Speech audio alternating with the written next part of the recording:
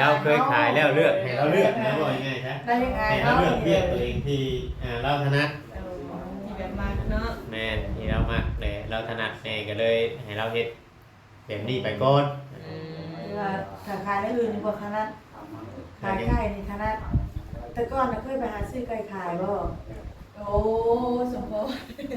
หนึ่งมาก็บอกง่ายๆว่าเขาซื้อมาแหละเขาไปขายชงไปเลยนะมันบริตุนเงินไว้นะ แต่เราทันได้เมียบ่เราไปคนเดียวบ่ แต่เจ้ายังท่านอะไรเมียบ่คือตอนใดเจ้าขายได้แล้วตอนอยู่กับเมน้องเต้บอกตั้งแต่อยู่กับเมน้องเต้ผมได้หันแต่ว่าเรายังรู้จักเรายังติดต่อกับตลาดบน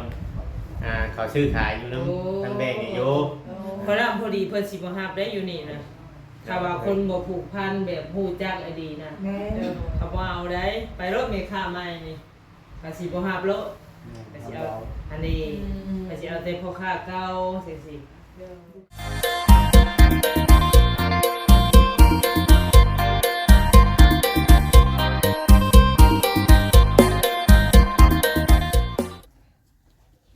ครับสบายดีเนาะพ่อแม่พี่น้อง FC เบอร์สุคนพี่น้องเนาะทางฝั่งลาวแล้วก็ฝั่งไทยอยู่ทางต่างประเทศนำเด้อแม่ FC พี่น้องเนาะที่เข้ามาเบิ่งมาชมเข้ามาติดตามคอยกดไลค์กดแชร์พี่น้องเนาะเข้ามาเบิ่งคลิปพี่น้องเลยทุกกันทุกตัวเนาะเพียงเนาะอยู่ระหว่างโคจอยกับทางมุดนี่แหละพี่น้องเนาะทางห้องเศร้าห้องเทวพี่น้องเนาะมาอันเบิ่งพี่น้องเนาะพา FC พาแม่ๆมาเบิ่งเนาะถ้าว่าผิดพลาดหรือว่ามันบ่ถูกบ่ต้องเนาะพี่น้องเนาะมันบ่ควรก็ต้องครับขอโทษขออภัยนำเบิดสุคนพี่น้องเนาะคือเมื่อวานนี่แหละพี่น้องเนาะเรียนก็ได้ชี้แจงออกไปเนาะก็คือว่าเรื่องเงินเรื่องยังเพิ่นนั่นแหละพี่น้องเขาก็ได้อธิบายออกต่างๆนะเนาะพี่เนาะอธิบายออกให้เพิ่นฮู้พี่น้องเนาะแบบว่าเงินจำนวนก่อนเลยคือว่าเบิดมาแล้วพี่น้องเนาะจังไดก็มาชมกันพี่น้องไปโอ้น้องทั้งวัดก็มาแล้วทั้งนั้นทางนี้เพื่อทางทีมงานสาวๆไปบายดีเด้อเด้อมาหาทางพ่อจอยพี่น้องเนาะทางไอ้หมดกำลังกันนะ มาครั้งแรกเพิ่นเบิ่งแม่ได้ใหม่นะเคยเห็น ยังบ่เคยเห็นบ่ เด็กโตก่อนนอนมันเช้าอยู่เนาะนี่ จะว่าเตรียมสิไปแล้วบ่จักกัน ชอบมาในก่อนมาเอารถคอยเห็นแต่ย่างไก่อันนี้แหละเอาแล้ววันนี้ไปแล้วว่ะ เจ้ามาเอารถบ่วาน แม่น เจ้าไปใช้ คอยไปกินเผลอ บ่เออ ขากลับมาบ่เห็นแล้วโอ้แฟนสะอาดดีแท้เนี่ย ทางบ่จอยชมแล้วหรือบ่รถนี่ปาเด้อรถแปลงรถเราแล้วเมื่อวานนี่พี่น้องเนี่ยเดือดมาก ขี่ลองมึงนี่ ๆลองอยู่ฮะ แต่งงานมาก็จะพัดได้นี่หันเลย คอยขี่ ลองมึงอยู่ คอยขี่เนาะเพื่อความเพื่อใช้งานจริงได้เปล่ายัง ต้องเฮ็ดให้อันนั่นเนาะให้ชมจริงเนาะ ความแข็งไหนนี่โอ้ลงไปบีบกูได้ เปิดแล้วบ่กระเจน เปิดได้ เอ้าเอ้า อ่ะ คือควันให้บัด มาแล้วเอาไป ไปสักเที่ยวแล้วมื้อนี้ยังบ่เจ้าก็ไปซิ่งรถเราเลยรถเราเพเด้ มาแล้วลองต้องเห็ดแห้งไหนเพื่อออกงานจริง คิดว่าจะขายกระปุ้นแน่ เอาถ่ายคลิปว่าได้เลย สบายดีสบายดี ลองรถลองรถโดยเพราะว่าถ้ามันตายขึ้นมาจะได้หาแบ่งไว้เด้แล้วลองอยู่นะ เราเองนะเราแปลงเองเราได้นี่เราซื้ออุปกรณ์มาเปลี่ยนเมื่อวานนี่ เดี๋ยวยังควันอยู่เนาะ แม่น เป็นน้ำลูกสูบมันเด้ ครั ต้อบ งเป็นลูกสูบใหม่ แม่นเปลี่ยนนะเมื่อวานนี่ เปลี่ยน วันนะจ๊ะ เปลี่ยนต้องโลลาน้ำไปอีกเด้ รีบมา ฮะ เนาะ ดินยังข้างอยู่ ทั้งดีหมด อ๋อพอดินยังข้างอยู่เราอ่ะ จะโลลาไว้แล้วบ่ แล้วท่านได้นั่น อย่านะเฮียไปชน วันนี้จะต้องติดจับต่อยน้ำเจ้าต้องโคตรเลยเครื่องไม้นี่ ถือว่าโอเคแล้วล่ะ เหมือนย่านแต่ ถ้าเร่งก็ถอยไม่ได้เด้น ไก่บ่ได้ ฮะ สบายดีเด้อทางโพจอยเด้อ ใช้พากันกินข้าวกินน้ำนะบ่สินั่งอยู่ในบ่นั่งอยู่ในก็ได้มันหลายคน ประมาณ2-3เลยเนาะ ถ้าเร่งนี่2 ล้าน 2 ล้าน 2 ล้านเพิ่นติดให้เบิดเลยเออ ทางได้เนาะว่าบางเทื่ออนาคต อยู่บ้านหมังนาว ของลูกของเต้านะเต้าใหญ่เป็นช่วงลูกหลานเนาะ มันอันชงนี่น่ะมันแน่นเด้เราเฮ็ดคักเด้ งาม บ่ เนาะ คักเลย อยู่บ้านหมังนาวเด้บองเพิ่นเฮ็ดน่ะแถวนี้บ่อยากมีได้แถวนี้อันราคา2 ล้าน กินน้ำแล้วก็พอใจทั้ง โอ้ นั้น ยส่วนมากนี่ประมาณ 4,000กว่าบาทนะ ห้องออกมา เนี่ยเราขายซุ้งนะโม เดี๋ยวให้เรามันบ่มีหมองนั่งเด้อยู่นี่น่ะ ขายซุ้ง ถ้าขาย คือบ่ให้เรานั่งอยู่หันรถ ราคา น่ะ ดีบ่เนี่ย มันก็บ่ฮ้อนบ่หยังนั่งเปิดพัดลมใช่ เอาเงินแล้วสาม บ่ เพราะว่าบ้านนี่ยังบ่เห็นเนาะ แม่นเราไปซื้อมาเมื่อวาน คิดว่าราคาเนี่ยราสิไว้ขายสินะ เราจะไปหาเลาะซื้อไก่เราเตรียมตัวจะไปหาเลาะซื้อไก่ได้นี่น่ะแม่น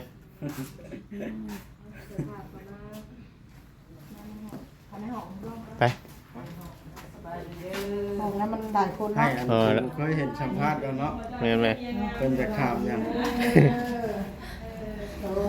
ย อ่ะสบายดีสบายดีสบายดีอ่ะเราเก็บพี่น้องที่นอนแล้วก็มันก็คือกว้างในระบัด สันบอก เปิดไพ่ ให้เขาเปิดไพ่บ่ โดย ใช่ อย่างนั้นเหมือนแม่ เปิดในตากำนันนะ แบบนี้แหละกล่องน้อย ขาวมาปิดไพ่ละหนาล้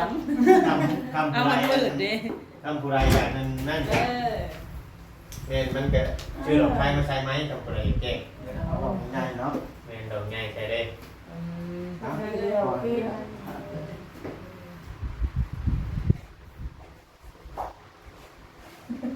เดี๋ยวดูกันสิบ่ะ นี่อยากจะถามเพื่อนรถ สุดเลย เนี่ เนี่ย ย นี่อยากจะถามเพื่อนรถ ถามเอา ตั้งกล้องให้เฮาสิได้นะ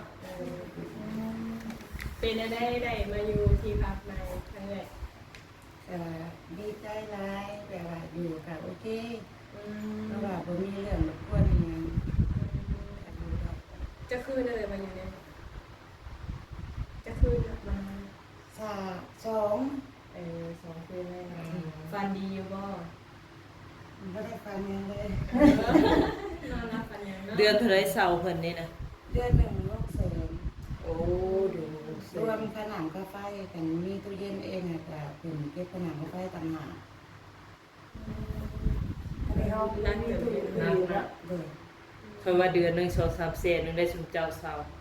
เดือนหนึ่ง 6 แสนหรือว่าหน้าวิว ไปหอภาพวันเป็นที่ขายเอาไปมันมีเรื่องอะไรจังตัวถาม ตัวนี้ได้สาอันภาพอันนี้ได้เจ้าถามได้บ่ มันบอกว่า โอ้เต็ม บ่ห้องพักนานี้นะ ทางนั้นนี่ถ้าทางแยกทางลงทางปิ่งไปใหญ่โอ้ ร้านไปฟังเนี่ย คนอ้ายอันลาวเซาอะเนาะ คือ คือ ว่า คือระถืออ คุ ยู่ ณ ใน รู้จักว่าเป็นอันนี้ 3 เซนหา ก็บอกไปรู้แต่ว่าเคยถามทักทายสื่อไม่ได้รู้แบบว่าเป็นการส่วนตัวของคือ วันนี้สิอยู่พากันอยู่โดนนานสำหรับสาอยู่ห้องเซานี่ อยู่ห้องเศร้านี่ก็ไปตามเบียดตามงานครับตามเวลาแบบว่ายังบ่แน่นอนเพราะว่าหาก็สิลงทุนเฮ็ดนั่นเฮ็ดนี่ สิลงทุนเฮ็ดหยังบ่ ค่าขายไก่ โอ้ เป็นก็ค่าใกล้ว่านี่ สิเลี้ยงแค่เลี้ยงแค่นี้บ่มันอนุญาตให้เฮาเลี้ยงอยู่บ่ น้องน่าจะไปซื้อ ไปซื้อ โดยบ่ได้เลี้ยงแบบว่าหักมาแล้วก็ส่งออก โอ้ ใกล้กับตลาดน้ำส้มมันใกล้ในตลาดปิ้งไก่เลยเวลาเขาออกไปซื้อตามเขตนอกเนาะแต่มันนอกของนา โอ้ไปหารอซื้อว่าง่ายๆเป็นว่าส่งในค่าเนาะหรือว่าซื้อโตในค่าบ่ได้มันนักเด้เนาะ เคยเป็นแม่ค้ามาก่อนเนาะ ก็จะเป็นแบบ คืออยู่เราก็ได้ เคยขายเสื้อผ้าอยู่ในซิโนนี่เป็นลูกน้องเขา2 เดือน เออ จ เจ้าน่ะอยู่แถวใดก็เจ้าน่ะบ้าน บ้านอยู่บ้านเลนไส้ โอ้ยอยู่บ้านเฮ็ดไสเดินทางมองเห็นเพราะว่าจะอยู่แถวปากซอยปากเซบ่แม่นเนาะ แต่ก็คนดีแซ่ซัน ก็อันอยู่ซิโน่นี่แหละขายเกลือ ตลาดดุ ไม่มีงามเนาะไม่ตั้งยอดเนาะ เกี่ยงมา เพราะว่าตอนนั้นไปหาน้องเตกอะเราบ่ค่อยนั่นเนาะมีแต่ใส่ผ้าปิดปากเนาะ เลย คนก็บ่ค่อยได้ออกคลิปดอก เจอ ช่วงนั้นเป็นอะไรอายบ่จังว่าบ่ออกคลิปออกหยังน่ะ ก็มีการส่วนตัวที่บ่อยากออกคือแม่คัดของอยู่ ยังบ่มีความอย่างพอแม่บ่พอใจ โอ้ตอนนี้เพิ่นทำผู้แล้ว หากรู้แล้วเพิ่นก็ให้อภัยบ่ให้พยายามหาเงินให้ได้มีแต่ของขอให้ได้ คือตอนนี้อายุต้องการแต่ว่าเรื่องฮีทฟองนี่ทางปจนี่ยังบ่ทันได้เฮ็ดเรียบร้อยเนาะทั้งที่12ข้อ14นั่นแหละพี่น้องเนาะตามบ้านตามเมืองเฮาแหละแล้วเคยเว้ากันแล้วบ่แบบทางพ่อทางแม่สมมุติว่าได้เงินได้ทำมาแล้วแบบค่าสินสอดอะไรเนี่ยได้ก็ยังบ่ได้ไปถึงขั้นนั้นเท่าไหร่ยังบ่ได้บอกอีกนะ มีดอกนี้ก็อยู่ไปแบบนี้ก็ พ่อกับแม่เพิ่นยังให้โอกาสที่ว่าเปิดทางให้หาเงินก่อนยังบ่ได้เว้าฮอดเรื่องนั้นเพราะว่าพ่อกับแม่รู้ดีว่าจอยๆก็บ่ค่อยมีหยัง ที่สิบ่เพลงปานใดดอกเนาะ ขอแต่ว่าจอยๆหักแพงแล้วก็เลี้ยงลูกได้ก็มีเหตุมีข้อสำนักก็พอใจแล้วเพราะว่าพ่อแม่ก็เฒ่าแก่แล้วเนาะเพิ่นก็บ่อยากคัดขวางดอกทางลูกใจลูกพร้อมอยู่กับไผเพิ่นก็พร้อมนำเพิ่นว่า แทนกันเนาะ ก็ดีซะเนาะคือเจ้านี่ขออนุญาตเด้อแบบว่ามีลูกมีหยังติดอยู่บ่ มีลูก3คนลูกชาย โอ้ 2คนอยู่กรุงเทพเด็กเรียนอยู่กรุงเทพ คือว่าใหญ่เบิดแล้ว คนหนึงก็อยู่ในบ้านนี่แหละเด็กเรียนเฮ็ดทานอยู่เวลาเขาก็ไปเรื่อยๆตามทาง ลูกชายเบิดบ่ ลูกชายเบิด โอ้ ขออนุญาตเด้อ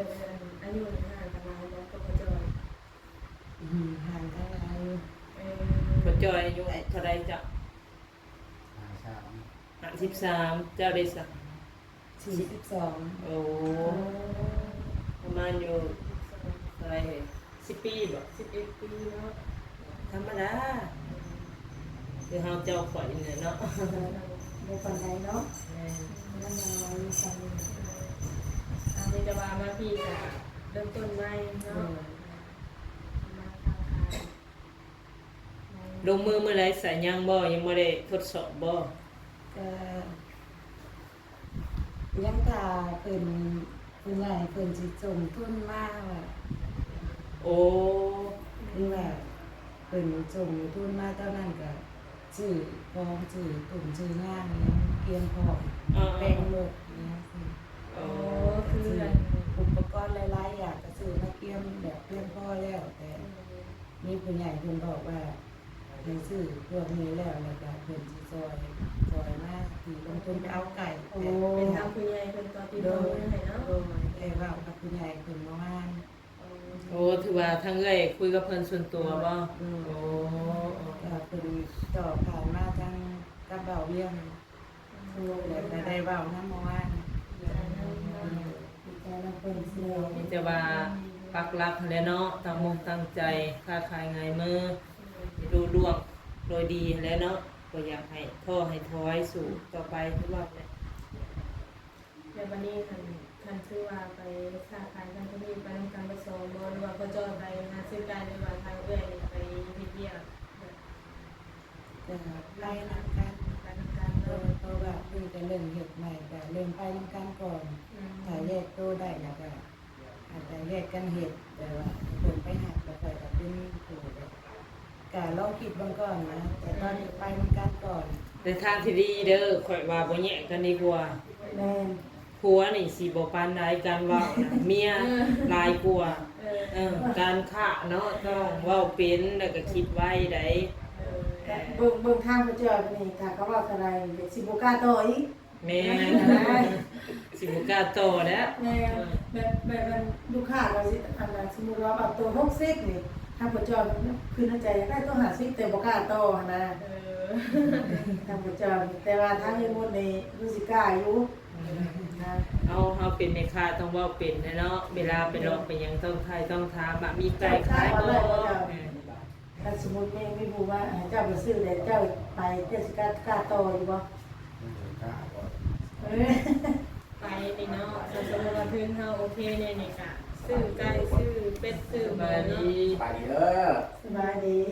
พี่น้องเลยมี เดี๋ แต่ ยวถ่ายเบื้องหลังค่อยเนาะโอ้จะ ให้ข้างสาวกันได้มื้อนี้ถามพี่น้องเนาะตามกองไว้นำพี่น้องเลย สั่งไว้นำบ่อแบบเดียวสิเว้านำกันนะ ทางสาวแก้วสาวมุกเพิ่นถาม โอเค มันตั้ง บ่ยาก ตั้งผิดเคยสิถามให้แล้ว บ่ยาก เพิ่นว่าเอาอันเก่าประมาณเอาตัวไม้บัดนี้จักสิมาประมาณตัวนี้ โอ้ย ไม่ มา ว่า อยู่แล้ว บ่ฮู้สั่นไว้อยู่นี่นะมึงแน่ บ่แต่เก่าตัวใหม่มีร้านเนาะ ตูนได้ผูกสกอตทิปไว้ครั้งนี้ บ่ได้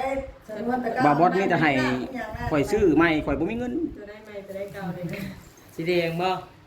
สีแดงนะแล้วให้ไปทานยี่นอกผมเลย ให้ผู้ใดให้กำลังใจทางบาบอสเพิ่น เออเอา เพิ่นเหงาอยู่ ซะ นี่นะ อ่า คนไทยมาทักทายหน่อยนึงเพื่อนเราเนาะแต่ว่าคันเฮารอตามบ้านตามยามีเป็ดมีไก่มีหมูมีแบะเนาะซื้อมาเลย ก็ลงทุนใหม่ก็คือสิหักแต่ไก่ก่อนเป็ดกับแบกอ่ะ มันยังนับอยู่เนาะ โดย เราพันมาน้ำไปสูงเนาะ โดย ไก่มันยังมีตัวซ่า30เลยเนาะ แม่แม่ ไปแล้วบัตรทิ้งทอนเฮาโอเคไปแล้วเราจะทำไปได้บ้านในเมืองคือว่าเป็นเมืองเป็นบ้าน เจ้าต้องไปถามแบบแม่ค้าเขาซื้อโดยตรงก่อนว่าโตซำนี้ซื้อเท่าไหร่เวลาเฮาไปซื้อค้านอกเฮาจังฮู้เด้ เมื่อวานก็ไปถามแล้วเรียบร้อยแล้วว่าลงกับเพิ่นแล้วคนที่สิรับซื้อไก่ไปหัก โอ้ เพิ่นว่ากันหักมากก็บ่ให้เกินตัวละ40หรือ50ขึ้นไปเพราะว่าเพิ่นหักได้นำแต่ตัวหนึง60หรือ65เพิ่นให้ได้สมิแต่ละตัวเนาะ โอ้ แต่ไก่ใหญ่ร้ายเพิ่นก็บ่อยาก ว้า เอา ว แบบพอดีเพิ่นปิ้งเนาะ แม่ว่า มันแก่เนาะ ปิ้ มั ง น ไก่ แก่ เซโน่ โดย แต่ว่าเนื้อหนังแบบมันอ่อนๆนิ่มๆเนาะ ถ้าน้อยร้ายก็บ่เอาใหญ่ร้ายก็ว่าเอาแบบพอดีปิ้งเนาะไก่เป็นสาวเป็นสาวเป็นหนุ่ม เจ้าก็สิซื้อประมาณโตละ15สิมาส่งเพิ่นก็30 35ซั่นแหละ แม่ แม่นสิประมาณนั้นได้ที่ว่าครบเครื่องบ่มนก็เสียเวลาเฮาอีกเนาะเฮาไปรอเด้แล้วก็ค่าน้ำมันน้ำมัน การเสียตัวกำไรลำหาลังสิมันก็สิ โอ้ยบ่ได้บ่ได้บ่ได้นี่ ค่า เนาะ น้ำมันเขาน้ำมันก็แพงอยู่ อ๋อได้ตัวละ4,000ทำมันมาตรงกับเดือน แต่บางทีบ่ได้ส่วนใหญ่ที่ มันก็ทบเครื่องอยู่แล้วแม่ค้าเขาขายหันนะปกติหันนะซื้อมา15ขาย30ยังต่อบ่ได้ แรกๆมีเนาะแบบมึงได้เนาะสัญญาประสบการณ์เท่าไหร่คือว่า ถ้าว่าจำเป็นแบบเลาะเต็มที่เลยบ่ได้ก็โต40มาขาย65ก็เอา แม่ เฮ็ดได้สักกำไร10 20ก็เอา อันนี้เขาครั้งแรกเนาะเขาอันนี้เป็นราคาไรเขาก็ต้องซื้อลองก็เราซื้อกันได้เท่าไรเพราะว่าเขายังบ่เคยซื้อเนาะแต่ว่าพอค่าคนนี้เขาสิซื้อเท่าไรไก่ซัมนี่นะ 10โตเนาะ เพราะว่าถึงตามที่ว่าเขาเคยซื้อเนาะบางที่แบบผู้จัดข่าวพอค่ามันไหนก็นั่นก็นี่เขาแบบให้ตามเขาแบบเขามาขายเท่าไรกันได้เนาะโอ้ยมันก็เสี่ยงแล้วจะมีเนาะ ได้ซื้อเพลงสำหรับเฮาขายเบิ่งไก่ให้ได้เนาะไก่น้อยไก่ใหญ่ให้ได้ตามเนื้อไก่หรือว่าราคงราคาแหละ ว่าเขาสิกามาสิได้บ่จำเนาะคือว่าสมมติว่าเขาซื้อ35เอามาขาย55มันก็โอเคเนาะ35หรือ50นี่นะราคามันก็ถือว่าโอเค เดี๋ยวก็สิประมาณนี้แหละตัวหนึ่ง30 35ราคา65 คือว่ามันก็ลองพิลองถือไปก่อนนะพอมาเมืองใหม่ได้ประสบการณ์ใหม่ ครับต้องเวลาต้องเรียนรู้ไปแต่ละอย่างการเขาบ่ได้เขาก็บ่ฮู้เนาะ ได้ขี้แล้วเจ้าขายเครื่องขายของอยู่อันนี้เนาะซีโนนี้เงินเดือนกับเงินเดือนเด้บ่ได้สูงปานใดติ มันแม่หลังหา โอ้ มันก็ซ้ำไม่ได้บ้านเฮาเนาะ แม่ ร้านอาหาร ถึงแม่ ตัวนะคำว่าเฮาไปทางชาติทางคายนี่ก็วงเงินมันบ่จำกัดเนาะเราทำงานนั้นทำการหลายแต่ละกะคือว่ามันก็มีความเสี่ยงมันการลงทุนนี่มันมีความเสี่ยงอยู่แล้วเนาะถ้าเจอลูกฟุกเฮาก็ได้แบบตกเกิดเพื่อนแล้วเวลาเจอลูกฟุกแต่มันต้องใจรอได้เนาะว่าเรื่องมีความเสี่ยง มันแบบมีประสบการณ์กับทุกสิ่งอย่างเนาะมาลงทุนไป ก็จะเป็นบ่ค่าร้องบ่เก่ง เวลาไปหาทามสิเอิ้นว่าได้ซะเนาะบอกเป็นนะ เราลองดูพ่อจอยสมมุติว่า เทศเสียงมึงเนาะเทศเสียงมึงก่อน เอาข่อยมีไก่เอาข่อยมีไก่เจ้าเอิ้นถามมึงดู ค่อยเป็นผู้ซื้อต่อซะ ลองดิลองเบิ่งอ่ะ ลองดูลองว่าดู เสียงมึง มีไก่ขายบ่เรื่องนี้ เราต่อไปได้ยินเสียงมาเฮาแล้วปุ๊บออกมา ซื้อไก่เหรอวะ โอ้ยบ่ได้ดอกข่อยจอยเนาะถ้าเมียเราสิโอเคอยู่ได้ ไปยังเป็นซูเปอร์รถ เราเคยเห็นเด้ได้อยู่รอบเราเคยเห็นมาก่อน เราอายจ่อยอายจ่อยอายก็ โอ้แต่เราเคยขายมาแล้วเป็นบ่